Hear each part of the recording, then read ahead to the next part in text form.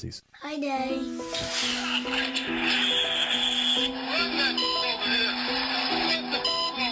Most ruthless champion there's ever been. There's no one can stop me. Lynx is a conqueror. No, I'm Alexander. He's no Alexander. I'm the best ever. There's never been anybody. I'm Sonny Liston. I'm Jack Dempsey. There's no one like me. I'm from their court. There's no one that can match me. My style is impetuous. My defense is impregnable. And I'm just ferocious. Blue, you're my boy! It's game time with your hosts, E-Dub, Ty, and ATL Phil. Welcome to the Game Time Radio Show. Oh boy, ladies and gentlemen, boys and girls, what is up? What is up? What is up? Welcome to a championship edition of the Game Time Radio Show, episode number 13. We are back in your ear for the next hour. I'm your humble host, E-Dub from the 813, man, and we have a show planned for you today. First of all, let me introduce the crew.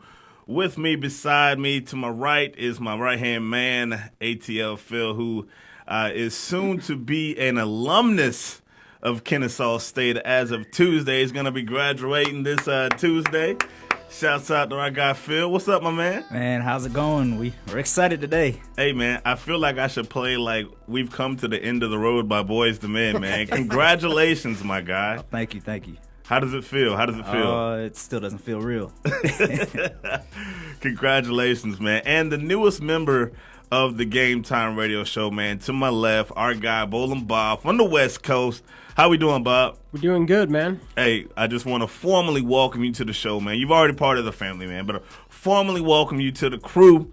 And thanks for tagging along, my man. It's definitely my pleasure, man. I love hanging out with you guys on Sunday nights. Yeah, man. So the crew has expanded. Ty hasn't gone anywhere. Ty's still going to be a part of the family.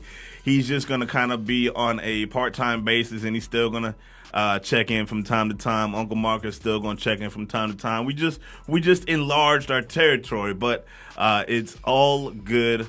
Let's go ahead and get into this first segment, something that we call Fresh Off the Press. So we were the ones that started with this fresh revolution. Cool and the gang, she's fresh. Fresh fish, we catch them, you buy them. Fresh off the press.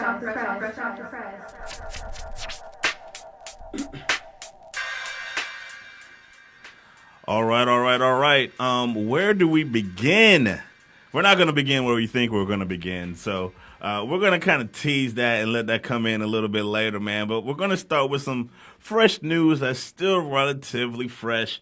And everybody wants to talk about the championship game that happened last night in the city of Atlanta. We're going to get to that in the next segment. But first things first, guys, the Heisman has been awarded to one Mr. Kyler Murray. He's the second straight OU QB to win after, of course, Baker Mayfield. He beat out Tua for Alabama, beat out Haskins for OSU. My thoughts to you two gentlemen. How do you feel about the decision to give Murray the award? To me, it's kind of like the Heisman this year. You didn't hear a lot of buzz, but, I mean, I was kind of okay with it. What are your thoughts? Man, for me, it was, the hype seemed to be all year long on Tua, especially after, his performance in last year's championship game. So coming in, he definitely had a lot of hype. But the thing is that Kyler Murray won that going out at the end. Tua kind of had some injuries, was limited at the end. So I think that might have had an effect. And then Georgia bottled him up so well in the SEC championship game that I think that really pushed it over the edge for the Heisman voters.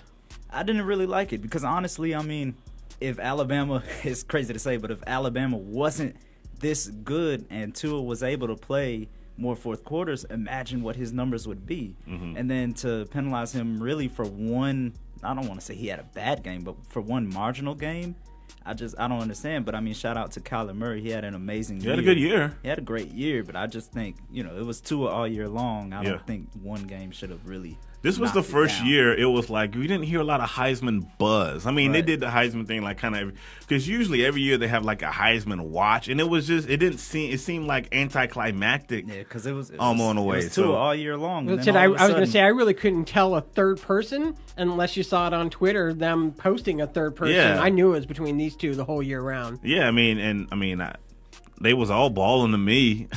So, I mean, I didn't really have a problem with it. I like the Kyler Murray kid. And word on the street, drafted 9th overall by the A's.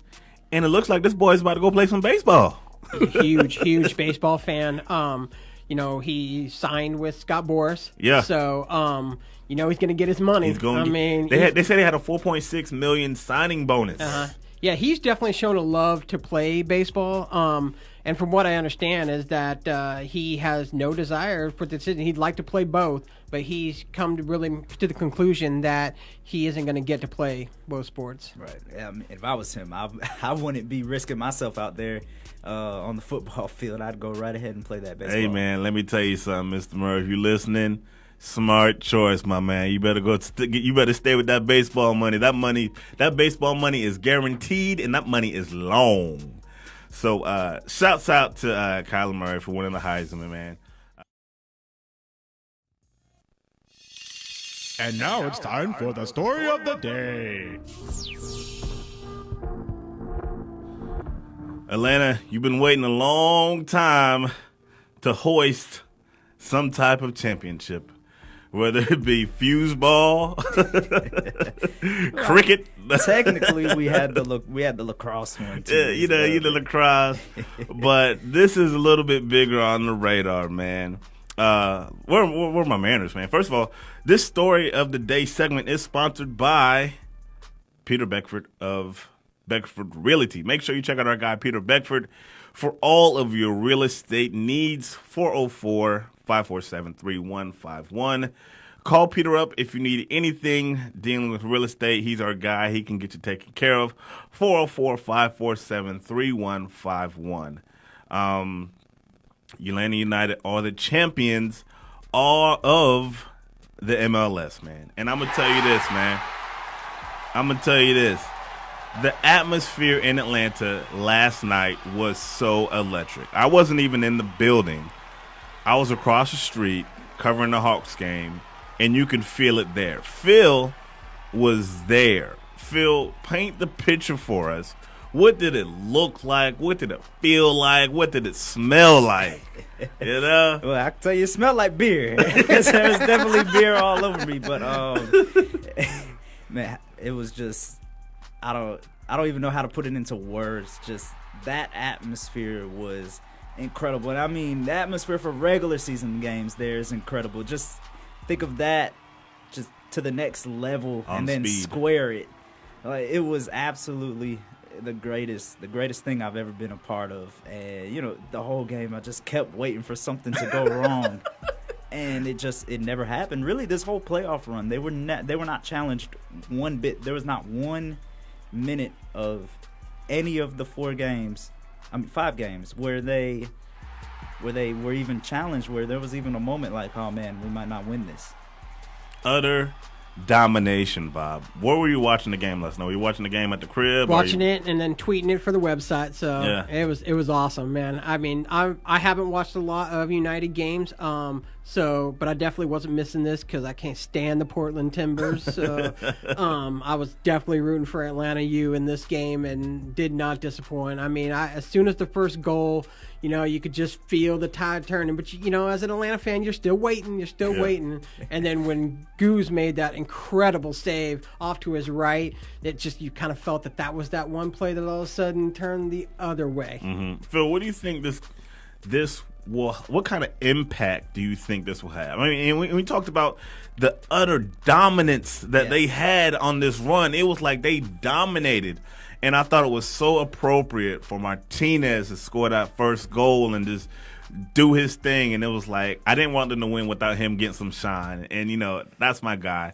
Talk about the importance of this win for the city.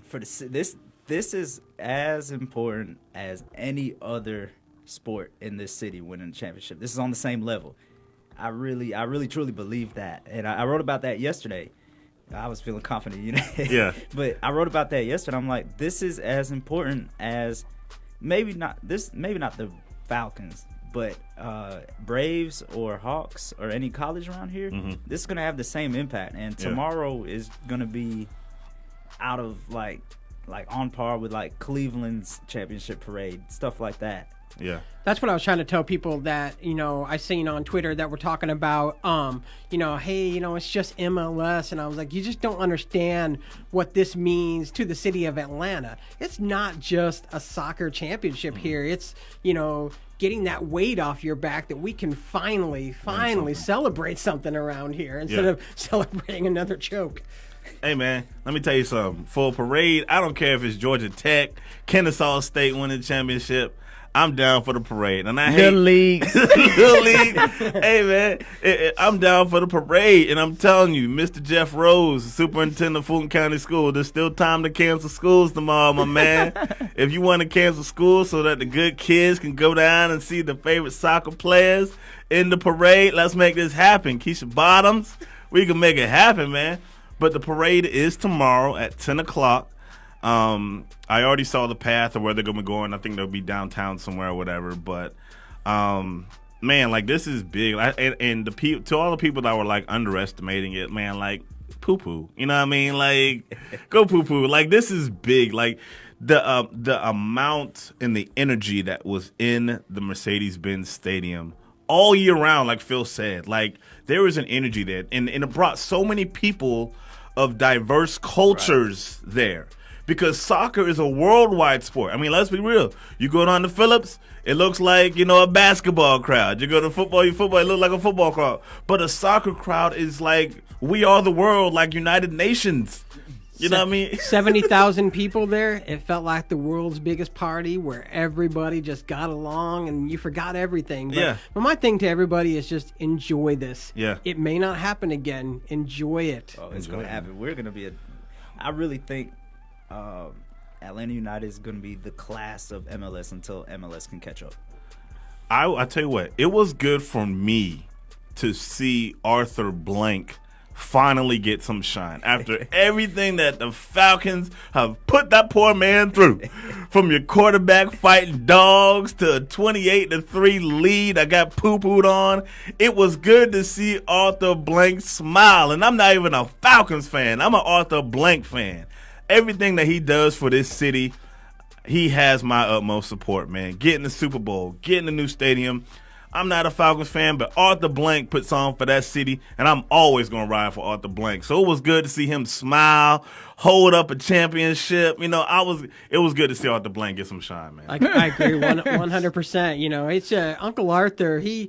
He's done so much for the city, not only with Home Depot being here, the home headquarters. And so he's a part of this city. And, he wants nothing but the best. And I agree. To me, that was the favorite part, was you could just see that pent-up aggression when he lifted that trophy. Just held it to the fans. And then in the beginning, when he was doing, what's it called, Phil? The Golden Spike. The Golden Spike. I was like, that old man got some thing. Because he got to hit down like 3 of them things, man. Arthur, he was ready to roll, man. I just wonder if he got a discount on that hammer.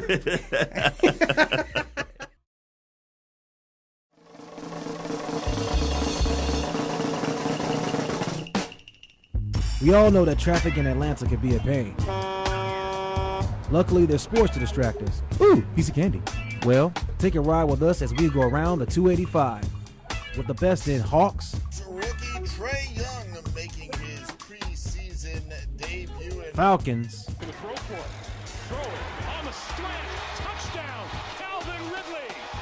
and Braves.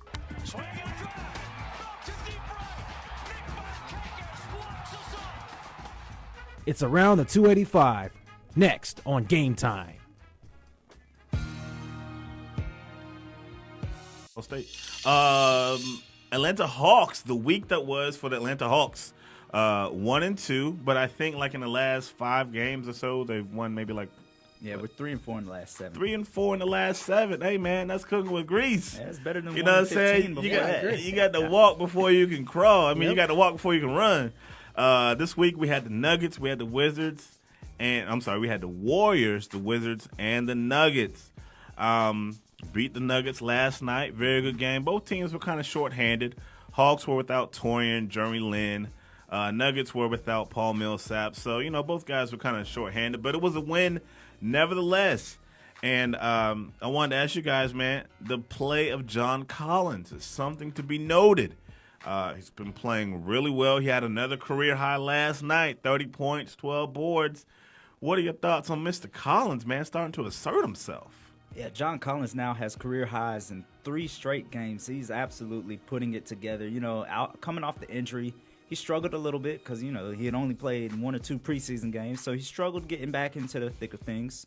But now he's just absolutely on a tear. He's shooting 72% from 2-point range. Because, he's only shooting 25% from 3. Yeah. They need to bring him in a little bit. But, bring him in a little bit. That's the game. Right. That's the game now. But yeah. So shooting 61% overall, he is absolutely. He's ahead of schedule. Yeah. If he can keep this up, man, we're in good hands with Trey, John Collins, and then whoever we add next year, we're in good hands. If we keep hitting on draft picks like this, it's going to be a quicker turnaround than any of us could ever even think about. Again, you put it well with that his 2-point shooting, he's just not missing. And they're not, he's not hitting a little bit of board there, swish, swish, swish. And you can just tell that he's getting his legs underneath him again, running down the court. And that's only going to help Trey too with his assist numbers going up as well. But yeah, he's been looking really good. I'm excited. I love John Collins. So big up, and we talked about this before the show. They don't really run no sets for John. He kind of gets all his points offensive rebounds. He'll get a dunk off a lob. They run lobs for him and stuff, but. As far as like set plays for him, like he's out there scrapping. So salute to the young kid, man. Keep on balling, man. Keep on doing your thing. I don't think Lloyd even thought that he'd be as as far off, especially like with Phil said where he didn't play much preseason. So you're really Lloyd's really getting to see him now, of what he can do. Instead of having to look at video from last year and not getting to see him as much. It's nice to see the maturation of these guys that you drafted, and that's what you need to do. That's what you need to hit on. You need to see the maturation more. You want to see more out of Torian as far as his maturation. I think you're starting to see dividends with DeAndre. DeAndre still... Man, I just hope he can stay healthy. He's all over the place, and he's like Mr. Do It, Mr. Everything, but he's got to stay healthy, man. He's got to stay healthy, so... You're starting to see some dividends with DeAndre, and that's what you need, man. You need your guys to develop. Your guys you drafted this year, Amari, Kevin Hooter. You need to see more out of them. But hopefully all that come with time, man. Hopefully that will come with time. That's it. The only thing that can fix you when you're feeling blue is some bells and buzzers.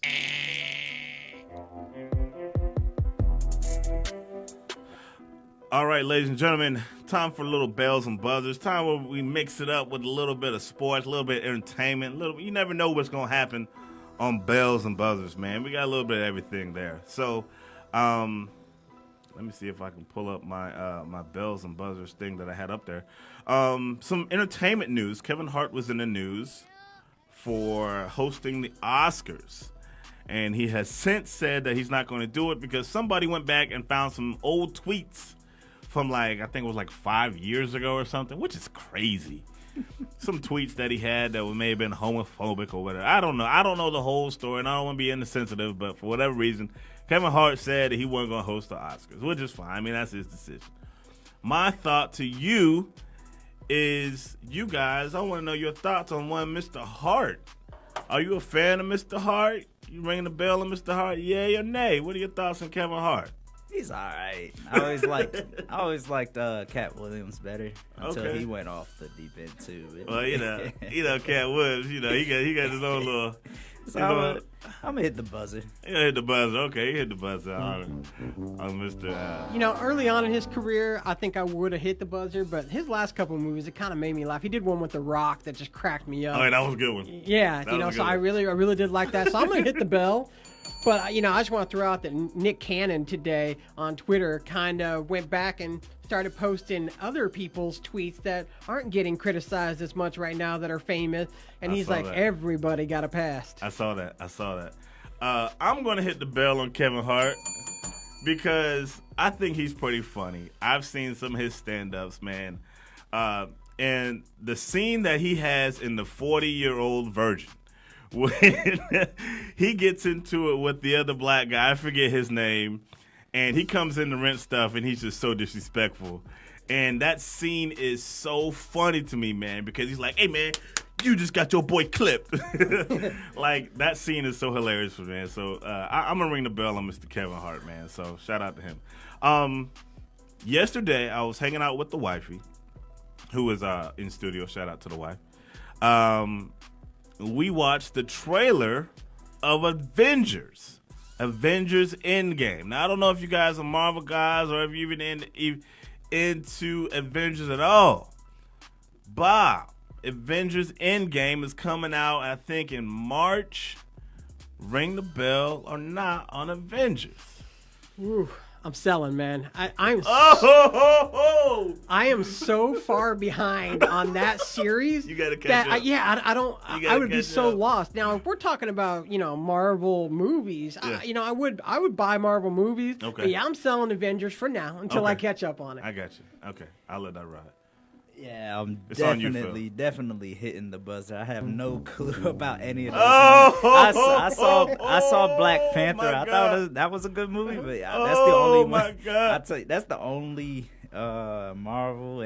What's the other ones? I don't know. But One good thing about Marvel though is they do a great job of explaining the characters for each current movie, so that even if you haven't seen the or know the comics, they'll kind of catch you up a little bit. But I'd still be lost. Yeah. Let me tell you something. I've only seen. I told my wife we about to go back and watch all of these Marvel's movies in order. So by the time we finish, it should be around March. And we're going to be ready for Avengers Endgame. If you missed the last Avengers Infinity War with my man Thanos, woo! Woo! Oh, man, he had me in there singing like R. Kelly. Oh.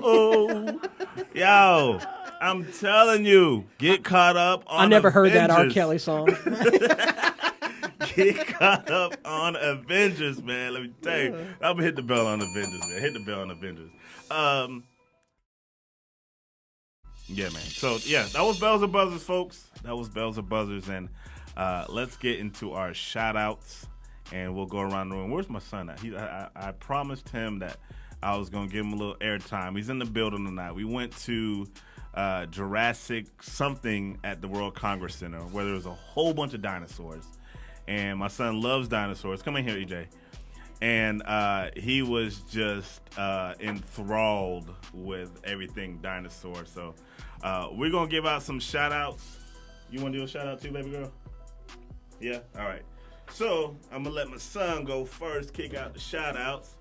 EJ, who you want to shout out, man? Trent. Who else? Pascal. Pascal? Yes. Who else? Speak up, man. PJ and Prika. All your boys from Shoal Creek, right? Yes. Shout out your crew. All right, let me get your sister out here. Let me get your sister. Come here, Sam Bam. All right, Sam Bam. Who you want to shout out? Nobody? Giovanna?